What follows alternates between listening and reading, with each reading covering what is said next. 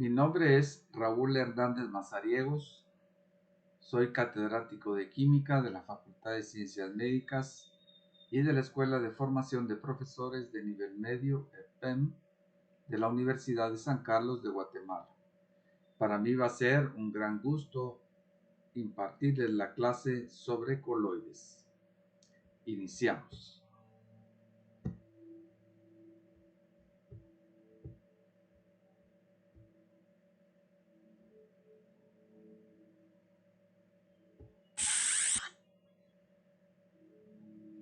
Vamos a observar nuestro contenido. Miraremos definiciones y tipos, componentes, el proceso osmótico y una aplicación de tremenda importancia como es el caso de la diálisis.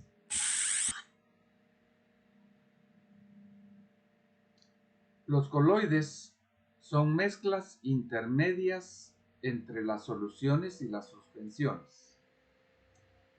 Las partículas en los coloides son más grandes que las moléculas que forman las soluciones.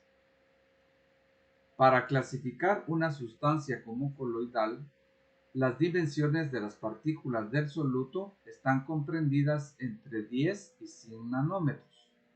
Comprendemos que un nanómetro es igual a 1 por 10 a la menos 9 metros, mientras que las moléculas en solución están entre 0.1 y 10 nanómetros.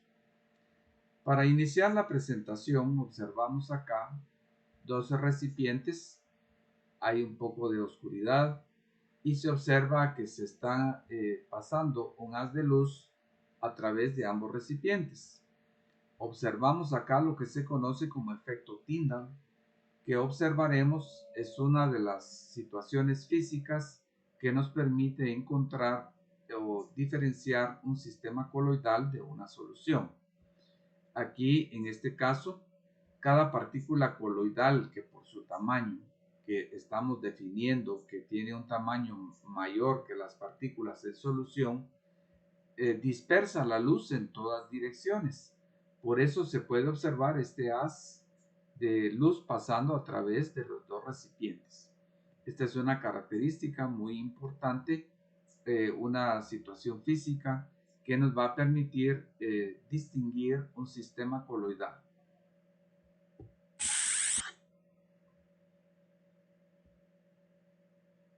Entonces acá tenemos una definición por tamaño de tres sistemas, lo que serían las soluciones, los coloides y las suspensiones. Las soluciones tienen un tamaño de partícula de 0.1 nanómetros, los coloides de 10 y 100 y las suspensiones mayores de 100 nanómetros. En una solución tenemos una sola fase presente. En un sistema coloidal tenemos dos fases presentes. En una suspensión también tenemos dos fases presentes. Una solución es totalmente homogénea.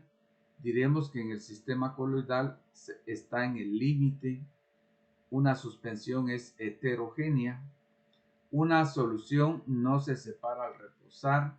Un coloide tampoco se separa al reposar.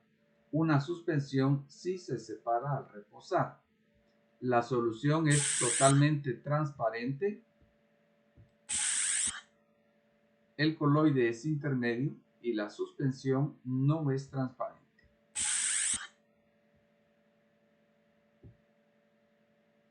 Entonces aquí tenemos una comparación entre los tres sistemas, las disoluciones, los coloides y las suspensiones. Tenemos tipo de mezcla, tipo de partícula, asentamiento y separación. Una disolución, sus partículas son pequeñas como átomos, iones o moléculas pequeñas. Las partículas no se asientan. La separación, las partículas no pueden separarse con filtros o membranas semipermeables. Un coloide está constituido por moléculas más grandes o grupos de moléculas o iones. Las partículas no se asientan. Y en cuanto a la separación, las partículas pueden separarse con membranas semipermeables, pero no con filtros. de una suspensión, las partículas son muy grandes que pueden ser incluso visibles.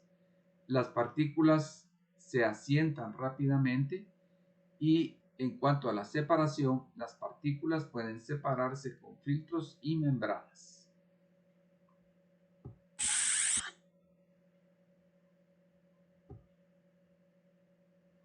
De las propiedades de los diferentes tipos de mezclas, acá en el primer dibujito A, las suspensiones se asientan. Aquí tenemos una diferenciación de de las tres posibilidades. Observamos en el círculo, el puntito naranja constituyen las disoluciones, este triangulito verde los coloides y los cuadritos rojos suspensiones. Entonces observamos que esta es una de las propiedades de este sistema. Nos damos cuenta que las partículas, por su tamaño, que son más pesadas, se asientan.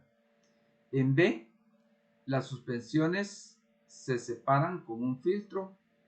Por su tamaño de partícula, no pueden atravesar los poros del papel filtro. Y en C, las partículas de disolución pasan a través de una membrana semipermeable, pero los coloides y las suspensiones no lo hacen.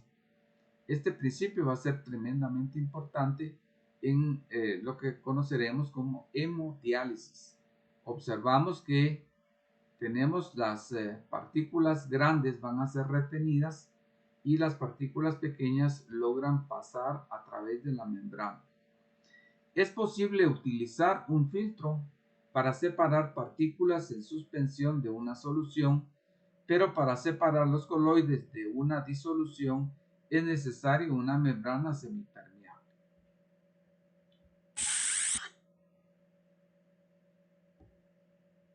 De las partes de un coloide, los términos que se utilizan técnicamente son la fase dispersa o partículas dispersas.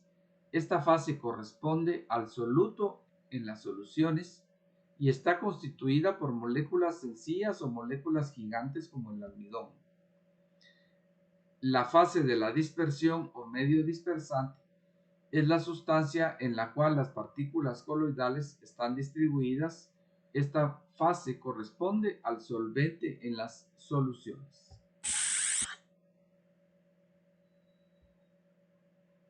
Ya mencionábamos sobre el efecto Tyndall. Es el fenómeno que ayuda, por medio de la dispersión de la luz, a determinar si una mezcla homogénea es realmente una solución o un sistema coloidal como suspensiones o emulsiones. Observemos. Este es un experimento de química, el efecto Tyndall, que se puede ver muy bien en las dispersiones coloidales. Aquí tenemos agua, que no es una dispersión coloidal, por lo tanto el tamaño de las partículas es pequeña y no dispersa la luz. Y aquí hay agua con leche, que sí es una dispersión coloidal, como el tamaño de las partículas es más grande, cuando aplicamos el láser se ve como la luz atraviesa. Ahora lo podemos ver en la oscuridad mejor. Agua con leche y agua.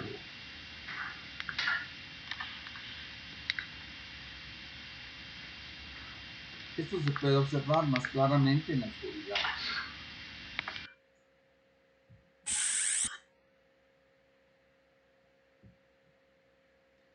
La leche es un ejemplo de un sistema coloidal. La grasa constituye las partículas dispersas. El agua es el medio dispersante.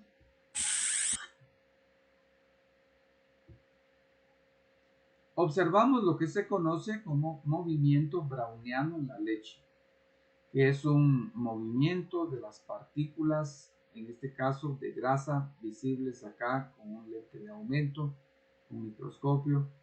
Observamos que el movimiento browniano es un movimiento totalmente caótico y al azar.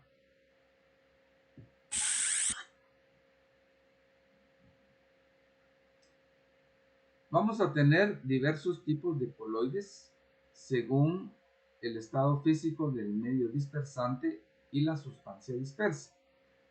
Ya ustedes aquí se podrán dar cuenta que constituyen una serie de sustancias.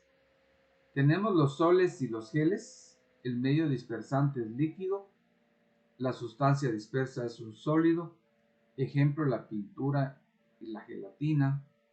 Las emulsiones, el medio dispersante es un líquido, la fase dispersa es un líquido, por ejemplo la leche, la mayonesa, las cremas. Las espumas, el medio dispersante es un líquido, la sustancia dispersa es un gas, ejemplo la espuma de jabón, la crema batida. Aerosoles líquidos, el medio dispersante es un gas, la sustancia dispersa es un líquido, por ejemplo la neblina, las nubes. Los aerosoles sólidos, el medio dispersante es un gas, la sustancia dispersa es un sólido, por ejemplo el humo.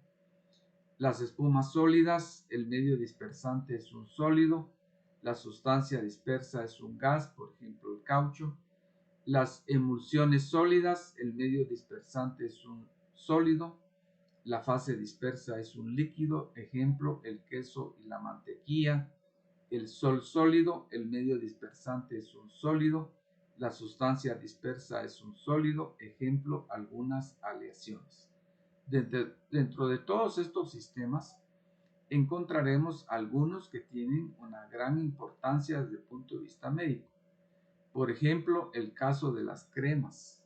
En este caso van a haber presentaciones de muchos medicamentos en forma de crema y de esa manera el principio activo, el medicamento puede ser absorbido a través de la piel, por ejemplo.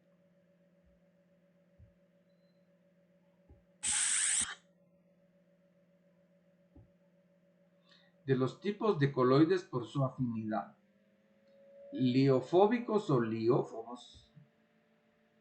Si las partículas dispersas tienen poca afinidad por el medio dispersante, estos coloides son poco estables y muy difíciles de reconstituir. Ejemplo, el aceite suspendido en el agua. Y liofílicos, si las partículas tienen fuerte afinidad al medio de suspensión, estos coloides son fáciles de reconstituir si el sistema coloidal es roto. Ejemplo, el jabón disperso en agua, gelatina en agua y caucho en benceno. De la importancia en los tejidos. Todos los tejidos vivos son coloidales. En el suelo, en parte está constituido de materia coloidal. En alimentos, el queso, la mantequilla, las jaleas, la mayonesa, la nata batida, la leche, también son coloides. Y los medicamentos. Muchos medicamentos vienen preparados como sistemas coloidales.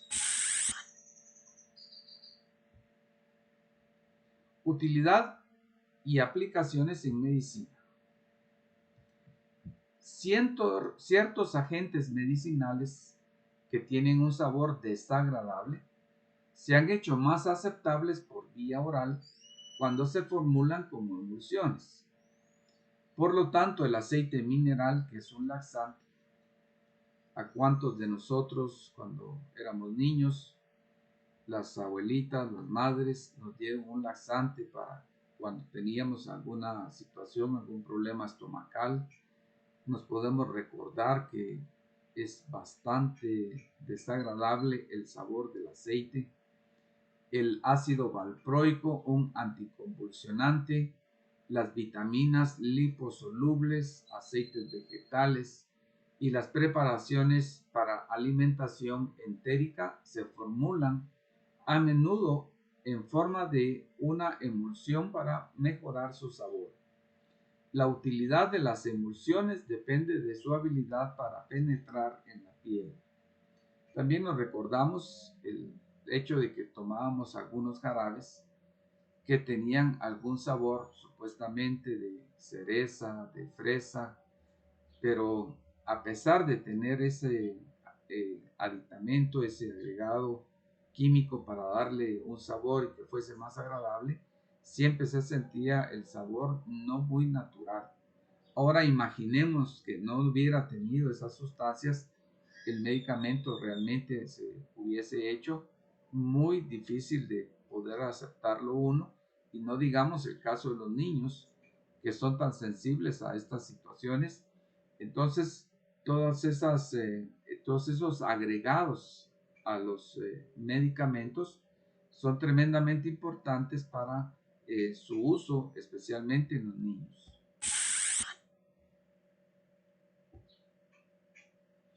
La formulación de medicamentos en emulsiones además tiene ciertas ventajas. El sistema puede proporcionar una liberación controlada del principio activo, que es el medicamento propiamente.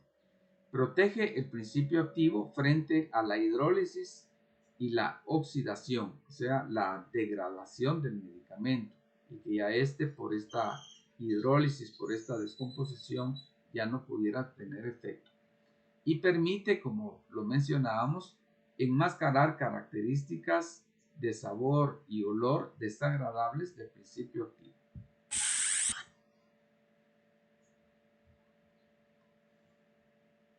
Una aplicación de tremenda importancia. Escuchemos. Coloides y disoluciones en el cuerpo. En el cuerpo, las membranas semipermeables retienen los coloides. Por ejemplo, el recubrimiento intestinal permite que las partículas en disolución pasen hacia los sistemas circulatorio, sanguíneo y linfático. Sin embargo, los coloides de los alimentos son demasiado grandes para pasar a través de la membrana y permanecen en el tubo digestivo. La digestión descompone las partículas coloidales grandes, como almidón y proteínas, en partículas más pequeñas, como glucosa y aminoácidos, que pueden pasar a través de la membrana intestinal y entrar al sistema circulatorio. Sin embargo, los procesos digestivos humanos no pueden descomponer ciertos alimentos, como el salvado, una forma de fibra, que pasan intactos por el intestino. Puesto que las proteínas grandes, como las enzimas, son coloides, permanecen en el interior de las células. No obstante, muchas de las sustancias que las células necesitan obtener, como oxígeno, aminoácidos, electrolitos, glucosa y minerales, pueden pasar a través de membranas celulares. Los productos de desecho, como la urea y el dióxido de carbono, salen de la célula para ser excretados.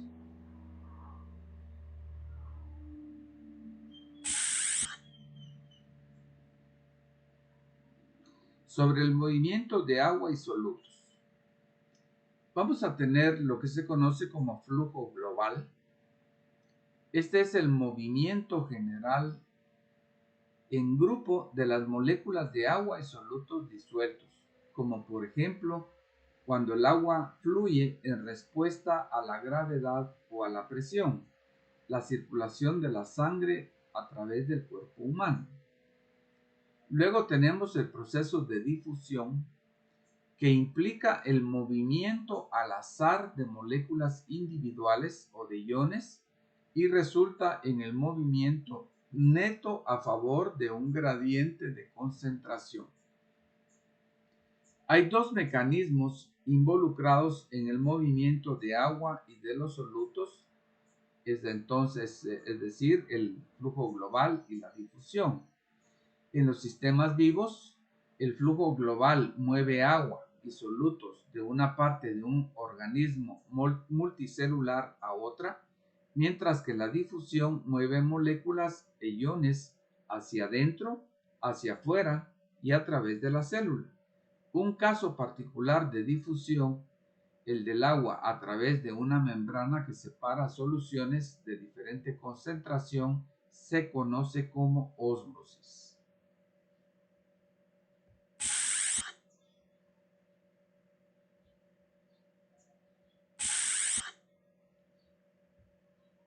Ya ustedes, al descargar su presentación, pueden observar esta simulación.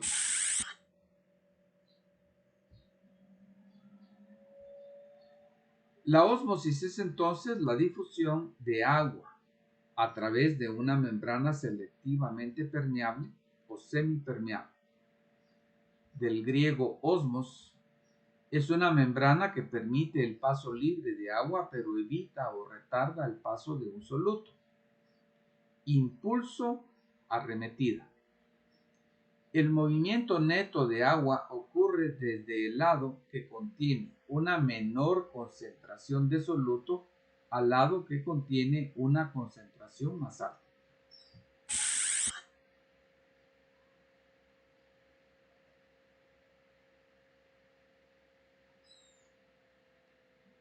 Algunas membranas, por ejemplo el celofán, papel pergamino y todas las membranas que rodean las células, núcleos, vacuolas y estructuras subcelulares son semipermeables. En algunos casos, la membrana actúa simplemente como un sedazo, dejando pasar las moléculas pequeñas y reteniendo las de mayor tamaño. Sobre las estructuras subcelulares, las técnicas microscópicas modernas han confirmado que las células eucariotas contienen, en verdad, una multitud de estructuras. No son, por supuesto, órganos como los que se encuentran en los organismos multicelulares, pero en cierta forma son comparables. Están especializados en forma y función para desempeñar actividades particulares requeridas por la economía celular.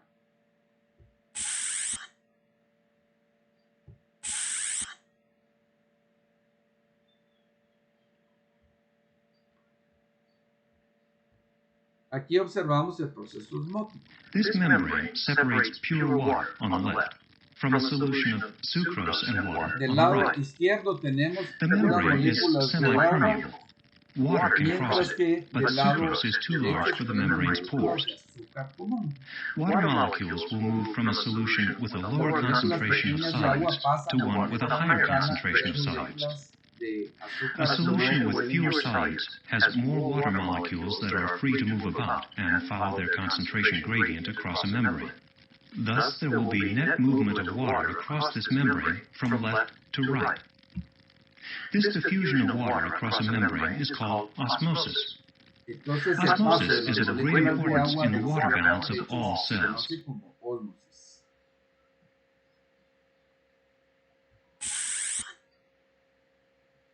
La realización del fenómeno de ósmosis se podría impedir aplicando una presión a la membrana para impedir el flujo de solvente.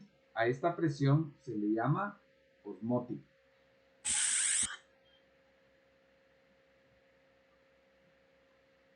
Entonces vamos a considerar ahora la osmolaridad. Hasta el momento tenemos una visión cualitativa del proceso osmótico. Sin embargo, se hace importantísimo tener una visión cuantitativa.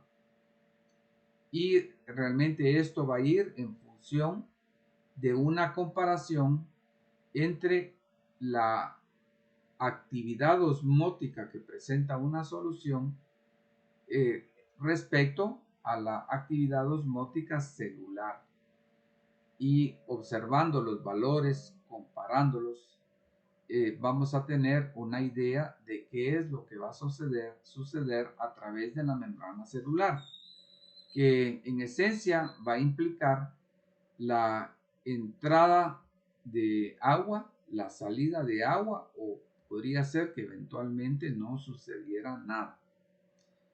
Se considera con frecuencia en estudios fisiológicos de difusión a través de membranas celulares, al ser la intensidad de la presión producida por un soluto proporcional a su concentración en número de iones o moléculas. Una solución, por ejemplo, 1 osmolar, es aquella que contiene 1 osmol de una sustancia en 1 litro de solución. Y entonces la osmolaridad va a venir definida como el número de partículas que hay por mol de soluto multiplicado por la molaridad. Entonces vamos a tener que esto nos va a indicar la actividad osmótica. Entendiendo que entre más partículas tengamos, esto va a favorecer un proceso osmótico más intenso. Y entonces esto va a estar relacionado también con la concentración de la sustancia en solución. O sea que fundamentalmente son dos situaciones. La cantidad de partículas que se pudiesen generar a partir del soluto. Entre más partículas, más actividad osmótica. Entre mayor concentración molar o menor, entre mayor sea, mayor actividad osmótica, y entre menor sea, pues obviamente lo contrario.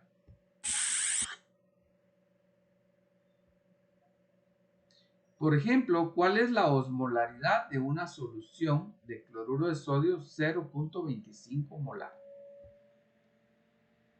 El cloruro de sodio, observamos que al ser una sustancia iónica, tiene una solubilidad bastante elevada.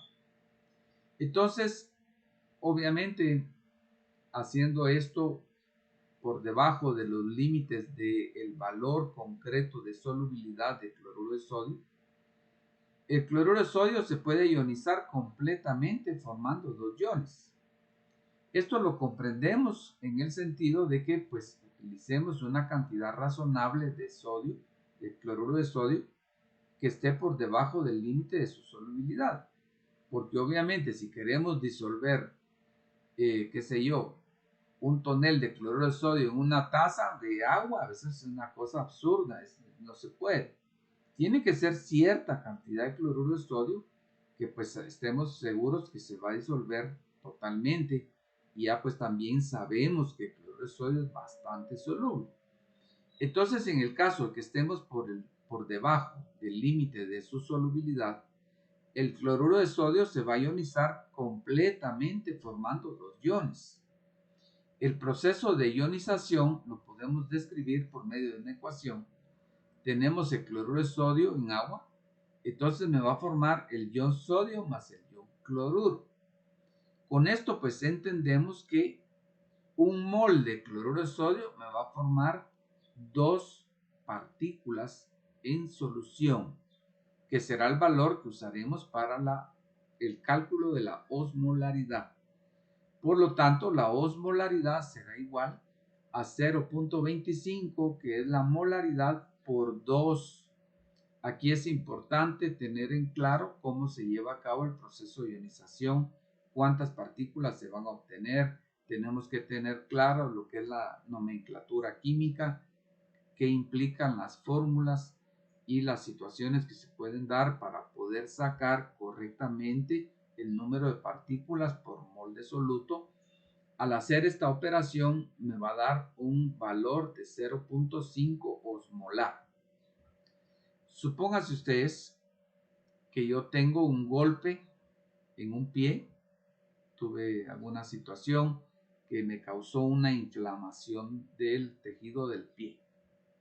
Entonces, una situación aconsejable podría ser sumergir ese pie inflamado, hinchado, en una solución de cloruro de sodio. Entonces, ¿qué es lo que va a suceder? Pues voy a forzar al agua que por un proceso osmótico salga de una situación de menor concentración a una de mayor concentración. Entonces, la situación de comparación de las dos osmolaridades, la externa del agüita con sal respecto de la interna, que son mis tejidos del pie, la sola comparación va a ser la determinación de la tonicidad. Y al final de cuentas, entonces va a haber una salida de agua del tejido hacia la parte exterior, lo que me va a causar una disminución de la inflamación y consecuentemente una mejora de mi condición. A partir de esto podemos analizar dos situaciones. Entre más partículas por mol de soluto genere la sustancia, va a implicar que esto va a producir una mayor osmolaridad. Si yo lograra disolver en una situación parecida al cloruro de sodio, una sustancia que me generara 3 partículas por mol de soluto o 4, eso va a generar una mayor osmolaridad y por lo tanto una mayor efectividad. También es importante observar que entre mayor sea la molaridad, hay una relación directa con la osmolaridad. Si yo uso una solución de cloruro de sodio de baja molaridad, obviamente la osmolaridad también va a ser menor. Entonces van a ser esos dos factores los que van a influir. Y una tercera situación que tal vez debiéramos de tener cuidado es que obviamente si pensamos en un medicamento o en algo que se va a utilizar en una persona, pues obviamente tiene que ser algo no tóxico. Yo no voy a meter mis pies en una solución que tenga una osmolaridad altísima de, por ejemplo, ácido clorhídrico concentrado. Es una cosa absurda porque me va a deshacer el pie. Si fuera un colirio, por ejemplo, que también podría tener una sustancia con cierta osmolaridad para que salga agua del glóbulo del ojo y que me disminuya la inflamación que pudiera tener, por ejemplo, el ojo rojo, me echo un colirio que tenga una sustancia que sea osmóticamente activa, eso es evidente también que esta sustancia no debe ser tóxica. No me voy a echar gotas de cloruro, de ácido clorhídrico, ácido sulfúrico o de un cianuro de sodio, porque obviamente eso me va a causar un grave problema. Entonces es de entender que estas sustancias pues tiene que haber una garantía que no son tóxicas.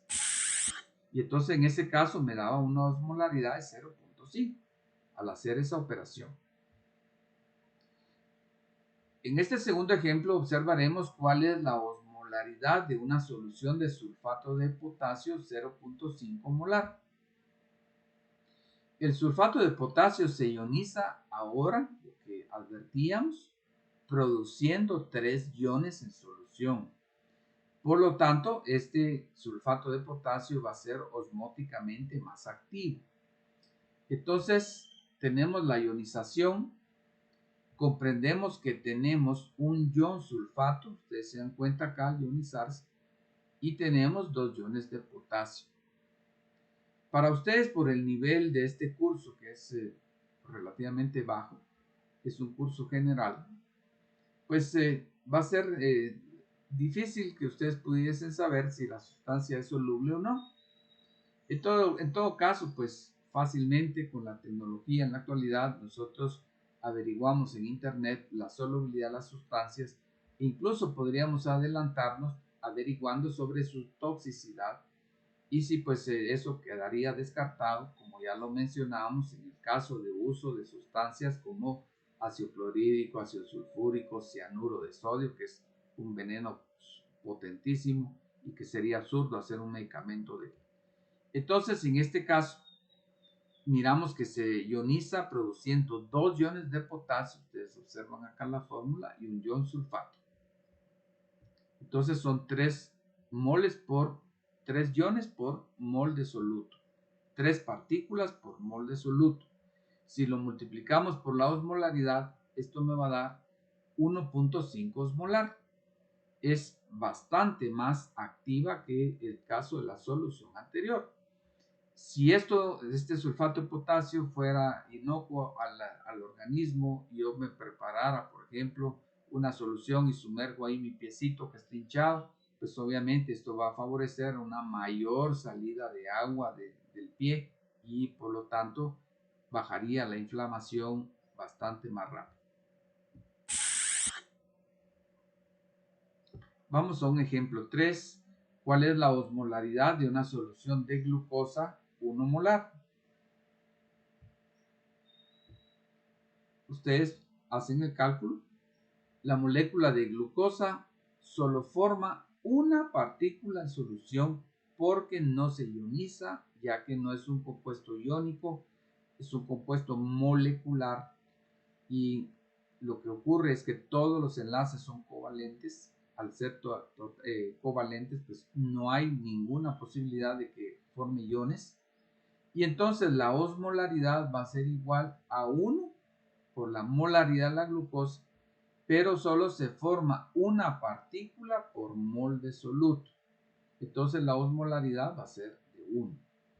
Si yo hago esta solución muy concentrada, pues sí puedo lograr una mayor osmolaridad. Pero obviamente, comparativamente con una solución que forma varios moles, varios iones por mol de soluto, la osmolaridad de esta solución va a ser menor.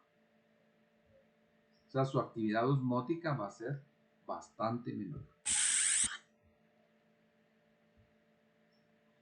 ¿Cuál es la osmolaridad de una solución salina fisiológica cuya concentración de cloruro de sodio es al 0.9% peso volumen? Aquí tenemos un valor de tremenda importancia. Si nosotros realizáramos los cálculos, averiguáramos la molaridad de esta solución 0.9% peso volumen, obtendríamos que va a tener una osmolaridad de 0.15. Esto nos va a dar un valor de tremenda importancia, porque el cloruro de sodio ya observamos que se tiene 2 partículas por mol de soluto. Entonces multiplicamos por 0.15, que es la molaridad. Esto implica que su osmolaridad va a ser 0.3. Y este valor es de tremenda importancia, porque gira en torno a la osmolaridad en la célula. Entonces diríamos que esta solución salina fisiológica va a ser isotónica. Va a tener la misma osmolaridad que hay en la célula. Y eso nos va a generar una condición de tremenda importancia.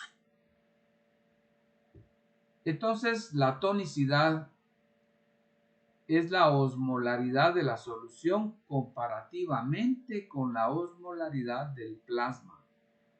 Es decir, la comparación entre la concentración de iones dentro de la célula respecto del medio extracelular. La simple comparación de los valores de osmolaridad, eso es la tonicidad. Entonces, vamos a tener 3 situaciones de tremenda importancia, el hecho de comprenderlas, porque tienen una relevancia desde el punto de vista biológico tremenda.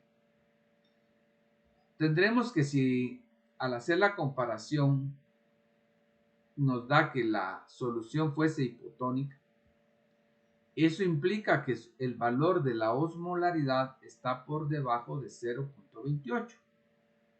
Entonces, esta solución posee menor concentración de solutos de los que hay en el interior de la célula, y esto me va a generar en concreto una situación que va a entrar agua al eritrocito, este se hincha y explota y puede causar un proceso hemolítico de ruptura de la membrana celular. Eventualmente, algunas situaciones de enfermedad pueden causar hemólisis. En el momento de que se rompe la membrana celular, se pueden liberar algunas sustancias como proteínas que pueden ser detectadas en un laboratorio, y que esto pueda llevar a la conclusión a un médico de que pudiese haberse dado alguna condición de algún problema en concreto. Entonces se puede utilizar esta situación desde el punto de vista de diagnóstico. Una solución isotónica tendrá una osmolaridad que gira en torno más o menos de 0.3. El rango que se da es de 0.28 a 0.32.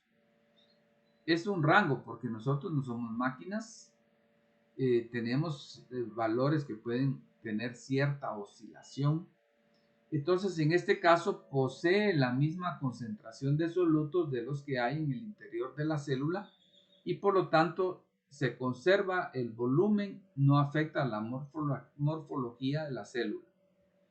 Y una solución puede ser hipertónica con una osmolaridad mayor de 0.32.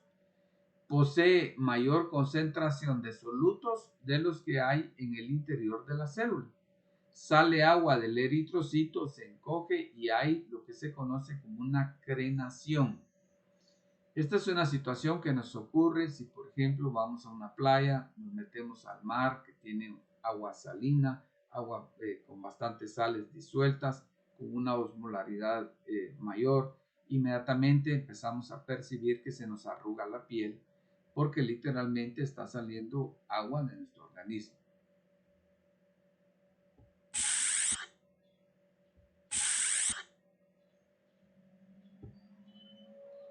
Vamos a tratar de entender ahora lo que es el proceso de diálisis.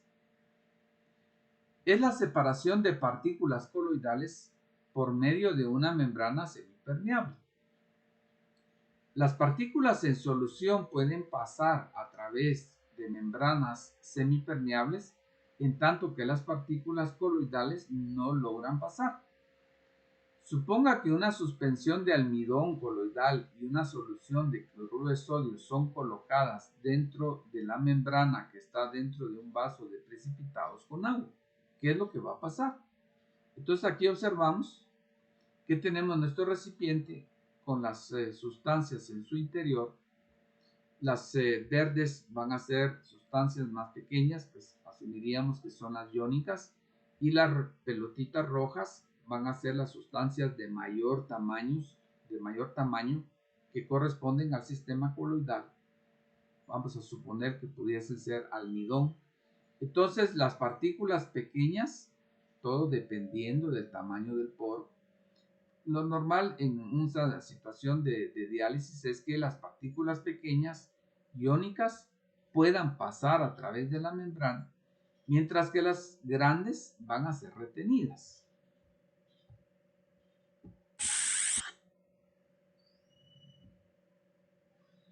El almidón es un coloide que no puede pasar a través de la membrana.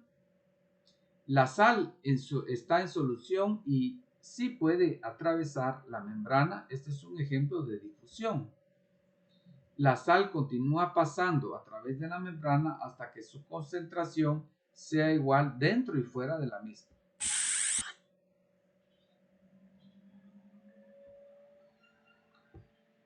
La diálisis ocurre si la membrana es suspendida en una corriente de agua. Toda la sal puede ser removida de la parte interna de la membrana, dejando únicamente almidón. Esto se conoce con el nombre de diálisis, o sea, la separación de un coloide por medio de una membrana.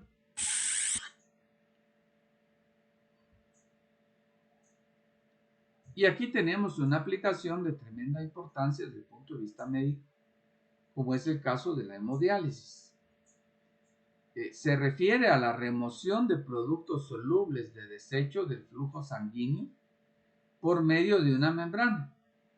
La purificación de la sangre puede realizarse por este medio porque las partículas solubles se pueden difundir a través de membranas dializadoras, mientras que las células de la sangre y las proteínas del plasma no.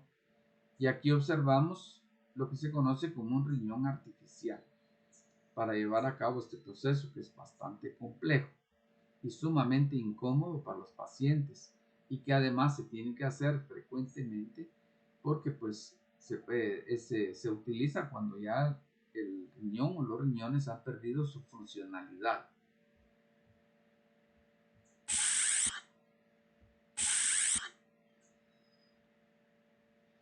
Vamos a observar sobre la hemodiálisis. La hemodiálisis es un procedimiento que se emplea para purificar la sangre del paciente que tiene una falla renal, lo cual produce una enfermedad llamada insuficiencia renal aguda o insuficiencia renal crónica. Para que este proceso de hemodiálisis se lleve a cabo, es necesario contar con agua purificada por un proceso de ósmosis inversa y un riñón artificial o máquina de hemodiálisis. El proceso de hemodiálisis inicia con la orientación del paciente sobre el tipo de terapia que va a recibir. Previamente al paciente se le debe haber realizado un acceso vascular, sea catéter o fístula, el cual es la vía para llegar a su torrente sanguíneo. Asimismo, pruebas de HIV y hepatitis que son parte del protocolo previo al tratamiento. Continuamos con la evaluación médica prediálisis, que incluye pesar al paciente, tras lo cual sabremos cuáles parámetros ajustaremos en el riñón artificial o máquina de hemodiálisis. Habiendo hecho esto, se canaliza por parte de la enfermera el acceso vascular para comenzar la alimentación de todo el sistema del riñón artificial, o sea, el filtro y las líneas, que es por donde circulará la sangre del paciente durante 4 horas aproximadamente, efectuándose durante este periodo la desintoxicación y ultrafiltración de líquidos que mejorarán al mismo, supliendo de esta forma una parte importante de las funciones de los riñones. Al finalizar el tratamiento, se descanaliza el acceso vascular, se hace una evaluación médica post-diálisis, incluyendo el peso con el que termina el tratamiento, tras lo cual el paciente volverá a su casa en mejores condiciones.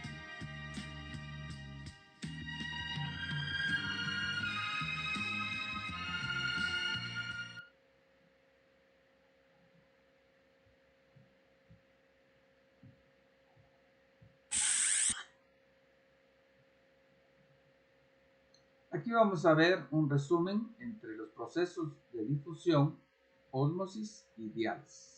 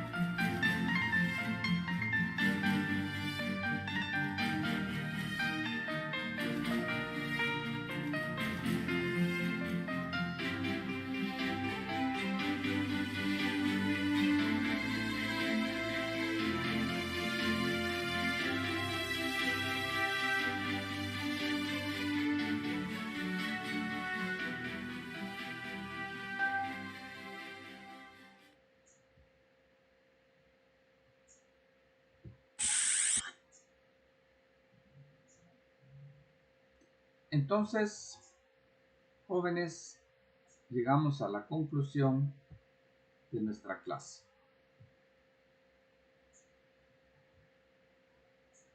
Para mí ha sido un gusto, muchachos, haberles impartido esta clase, que como ustedes pudieron darse cuenta, es de tremenda importancia desde el punto de vista biológico. Entonces, les pediría que descarguen su presentación, lean el suplemento teórico que tenemos en guatequimica.com, que hagan su guía de estudio y que de esa manera ustedes puedan tener una visión muy completa y formal sobre esta unidad. Nos miraremos en una siguiente oportunidad.